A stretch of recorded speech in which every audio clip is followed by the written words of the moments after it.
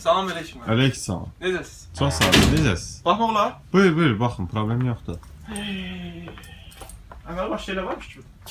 Bəli, Hayır, bu xanımlar da başa düşmüyor buraya qardaş. nə olur ki? Gün nə deyir ki, mənə bir filan şampun al, filan saç rəngini al. Bu nə deməkdir? Kişinin zaftası olmalıdır.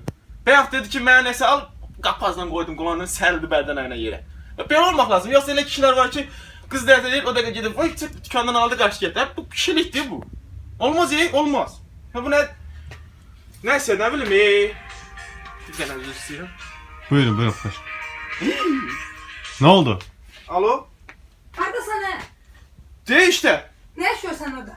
İşte ne kadarlar? Öz ailemiz olandan olsa işleyirəm, Ay bu sağ ol, kazanırım. ağından başla, evin direği. Bəli, bəli. Eve gələndə ət, kartof, soğan, mayonez, smetan, düyü, ketçup, saska, kalbasa, bunların hepsini almırsan, gedirsən Quzanlıda bir nömrəli Turgut və Hədiyyə Parfümeriya mağazasına, orada mənim deyiləsi aynunlarım var, onları tez alıb gətirirsən. Elə bir ki orada, nəysə bak, nəysə. Oradan 1 qram aspiratör alırsan, başqa ətr alırsan, Nivea'nın Rexonasını alırsan, şampununu alırsan, Çistelinyanın el kremini alırsan, Pampers alırsan, ya da onu alma orada satılmır, qıj olma, başqa magazindən alırsan.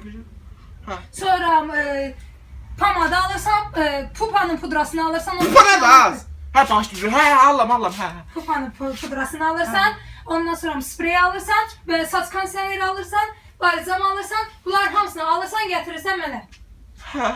Ben özümə nəsə almayayım. Özünə də istəsən Orxana deyib ki, 2 manatlıq ətirlər, onlardan birini alarsan. Baha olar, o baha olar. Görün bir materyalli köprü nə var, onu tapıb Yaşında 80 qramdan ətirlər var, onlardan 1 qram alarsan. Heç nə. İndi mən sual verə bilərəm sənə. Hə, yaxşı ver. İndi onlar bir sən təzdən deyə bilər, təzdən. Samir! Dur,